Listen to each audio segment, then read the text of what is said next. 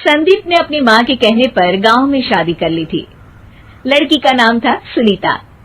माँ का कहना था एकदम मॉडर्न बहू नहीं होनी चाहिए, लेकिन उन्हें नहीं पता था कि गांव से आने वाली बहू सुंदर सुशील तो होगी और उसको गांव से बाहर भी निकाल लाएंगे, लेकिन उसके अंदर का गांव कैसे बाहर निकलेगा।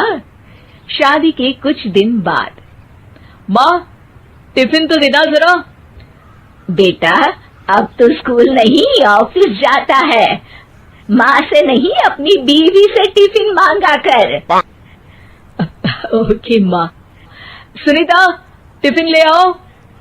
एक किलो टिफिन, इसके अंदर पिस्ता डाल दिया है। पिस्ता? पिस्ता क्यों? सास जी ने बोला था ना कि आपको पिस्ता बहुत पसंद है।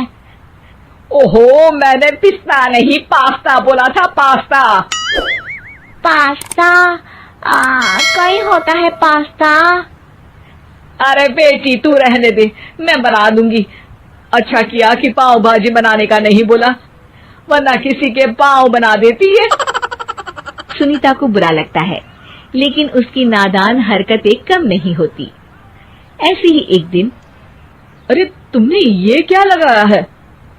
अरे आप वो फूस फूस करके लगाते हैं ना, वही। डियो? का दियो? किसको दियो? अरे वही ना जिससे खुशबू आती है। हाँ हाँ सही पकड़े हैं। अच्छा लेकर तो आना। कौन सा डियो लगाया तुमने? अभी लेकर आते हैं जी। संदीप की बात मानकर सुनीता अंदर से खुशबू वाला फुसफुस लेकर आती है। OMG! OMG मतलब ओ माय गणेश ना। अरे OMG छोड़ो, और ये खुशबू वाला फुसफुस की बात कर रही थी तुम? हाँ इसी की, फिर से सही पकड़े हैं। अरे देवी, लेकिन आप सही नहीं पकड़े हैं, ये डियो नहीं है। डियो नहीं है तो क्या लियो है? अरे ये रूम फ्रेशनर है, जिसको कमरे में छिड़कते हैं, खुद पर नहीं। कोई बात नहीं, माँ कहती थी आत्मा किराएदार है, शरीर एक किराए का कर्म। हम शरीर पे ये डाल लिए तो क्या फर्क पड़ जाएगा। अरे बहू, ओ बहू, मेरे लिए फल तो ले आ, फिर मैं बाजार जाऊंगी। सुनीता अपनी सास के लिए फल लेकर आती है।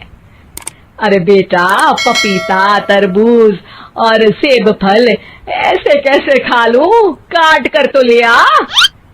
माँ जी, मेरे गांव में तो खेत से उठा के सीधा खा लेते हैं। अरे ये तेरा गांव नहीं है ना। अरे संदीप, तू ही कुछ समझा देना इसको बेटा। मैं कैसे समझाऊं माँ, ये तो माइक्रोवेव को भी भट्टी बोलती है। कल मैंने बोला हाय कैसी हो, तो बोलती है किसी को हाय नहीं लगानी चाहिए। अरे सुनीता, तेरा क्या होगा? अभी तो कैसे बताऊं माँ जी, अभी हम कुछ करेंगे फिर पता चलेगा क्या होगा, लड़का या लड़की। हे भगवान, कहाँ से आ गई है? रामपुर से जी, आप ही तो लेकर आए थे मुझे। अरे मुझे माफ कर दो। पहले कोई गलती तो करिए जी, आपकी तो सारी गलती माफ कर देंगे हम। हाँ अरे बहू, मेरी बात सुन, फल यानी कि फ्रूट जब भी लाए ना तो काट कर लाना, ठीक है? जी ठीक है माँ जी, फल यानी फ्रूट यानी काट के लाऊंगी। सुनीता रोज ही कोई ऐसी हरकत कर देती जिसकी वजह से उसे घर में दो बातें सुननी पड़ती। एक दिन, माँ मेरे बॉस घर पर आने वाले हैं शाम को, उनका बर्थडे है, फैमिली साथ नहीं रहती उनके, तो यही पार्टी कर लेंगे। उनको अच्छा लगा तो शायद मेरा प्रमोशन भी हो जाएगा। मैं ना फ्रूट केक लाकर फ्रिज में रख दूंगी और तेरे साथ आज खाना मैं बनाऊंगी, ताकि जब साहब आए तो खाने में कोई गड़बड़ ना हो। शाम को जब सारी तैयारियां हो जाती है, संदीप के साथ बड़े साहब भी घर आते हैं। फ्रूट केक तो ले आना बहू, फिर खाना खाएंगे। अरे इस सब की क्या जरूरत थी, आपने बुलाया वही काफी है। सर, आपका परिवार शहर में नहीं है तो हम ही आपके परिवार जैसे हैं सर। इतने में ही सुनीता फ्रूट केक लेकर आती है और बड़े साहब की टेबल पर रख देती है, और जैसे ही केक के ऊपर का बॉक्स हटाती है, ओह, ये क्या है? केक तो कटा हुआ है, मैं तो ऐसा नहीं लाई थी। आप मुझे शाबाशी दे सकती है माँ जी, मैंने ही केक काट दिया।